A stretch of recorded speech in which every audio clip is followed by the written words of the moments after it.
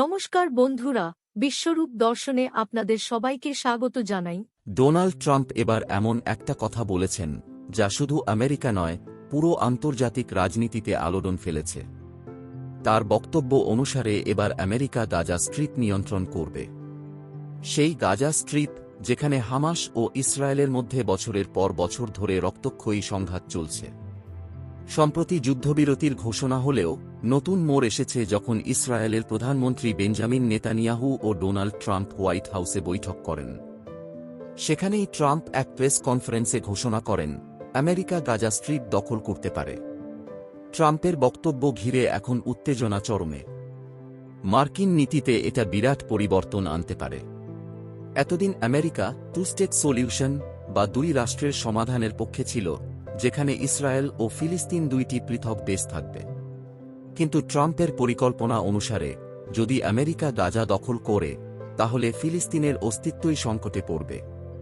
Press কনফারেন্সে Trump বলেন, গাজা স্ট্রিপকে তিনি একটি অর্থনৈতিক কেন্দ্র বানাতে চান।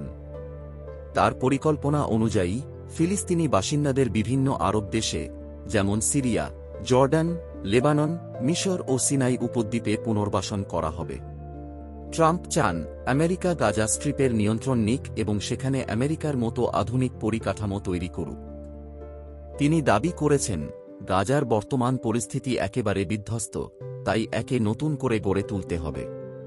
তার মতে, গাজাকে এমনভাবে গড়ে তুলতে হবে যেন এটি একটি বড় বিজনেস সেন্টারে পরিণত হয়, যেখানে আন্তর্জাতিক বিনিয়োগ আসবে। তিনি এটাকে মধ্যপ্রাচ্যের সিঙ্গাপুর বানানোর কথা বলেছেন। ট্রাম্পের মতে, গাজার বর্তমান বাসিন্দাদের অনেককেই আরব দেশগুলিতে স্থানান্তর করা হবে। বিশেষ করে সিরিয়া, জর্ডান, মিশর ও লেবাননে তাদের পুনর্বাসনের পরিকল্পনা করা হচ্ছে। কিন্তু এই পরিকল্পনা বাস্তবে কতটা সম্ভব তা নিয়ে বড় প্রশ্ন উঠেছে।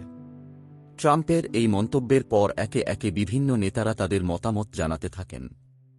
ইসরায়েলের প্রধানমন্ত্রী নেতানিয়াহু বলেন, এই ধারণা ইতিহাস পরিবর্তন করতে পারে।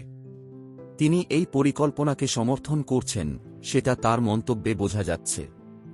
হামাসের নেতা সামি আবু জুহরি কড়া ভাষায় প্রতিক্রিয়া জানিয়ে বলেন, এই পরিকল্পনা মানে আমাদের নিজেদের ভূমি থেকে বিতাড়িত করা। তিনি হুঁশিয়ারি দিয়েছেন, এই পদক্ষেপ মধ্যপ্রাচ্যের উত্তেজনা আরও বাড়িয়ে দেবে। ট্রাম্পের সমর্থকেরা বলছেন, এটি কোনো চূড়ান্ত পরিকল্পনা নয়, বরং একটি সম্ভাবনা মাত্র। কিন্তু বিরোধী ডেমোক্র্যাটিক পার্টি এটিকে বিপজ্জনক বলছে।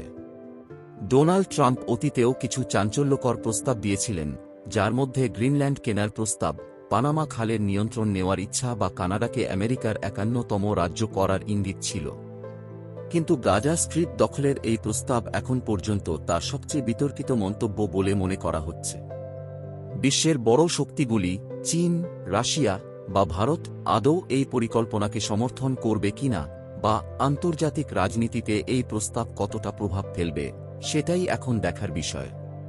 ট্রাম্পের এই মন্তব্য ইতিহাসে নজিরবিহীন। ইসরায়েলের কট্টরপন্থী মহলে এটি জনপ্রিয় হতে পারে, কিন্তু আন্তর্জাতিক মহলে ব্যাপক বিরোধিতার মুখে পড়তে চলেছে। ফিলিস্তিনি জনগণ এবং মধ্যপ্রাচ্যের দেশগুলো কখনোই এটি মেনে নেবে না। ট্রাম্পের এই প্রস্তাব যদি কার্যকর হয়, তাহলে সেটা গাজাকে ইসরায়েলের সরাসরি অন্তর্ভুক্তির প্রথম পদক্ষেপ হবে বলে বিশেষজ্ঞদের ধারণা। বিজনেস সেন্টার হলে সেখানে বিশ্বের তাবড় ধনীরা সম্পত্তি কিনবে।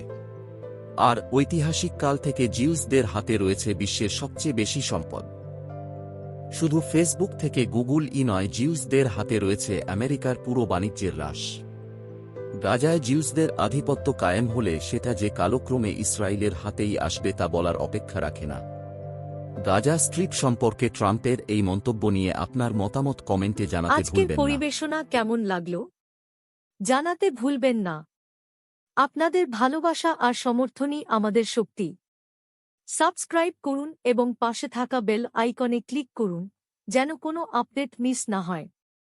দেখা হবে নতুন কিছু নিয়ে খুব শিগগিরই।